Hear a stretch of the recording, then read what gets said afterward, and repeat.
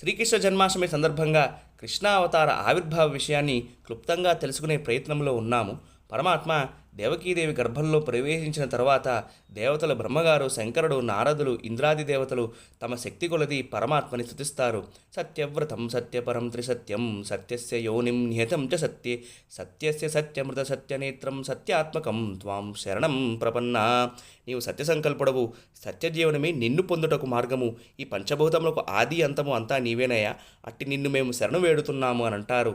అంతేకాకుండా మత్స్యాస్వ కచ్చప నృసింహ వరాహ హంస రాజన్య విప్రవిభుదేషు కృతావతార త్వం పాహి నస్త్రిభువనం చ యథాధునేస భారం భువో హరయదుత్తమ వందనం తే. ఇంతకుముందు నీవు మత్స్య, హయగ్రీవ, వరాహ, నరసింహ, వామన, హంస, శ్రీరామ, పరశురామ అవతారము ధరించి మమ్మల్ని కాపాడావయ్యా. అలాగే యదునందన, ఇప్పుడు ఈ భూభారాన్ని తొలగించి మమ్ములని కాపాడు, నీకు మా ప్రణతులు అని అంటారు దేవతలందరూ కూడా.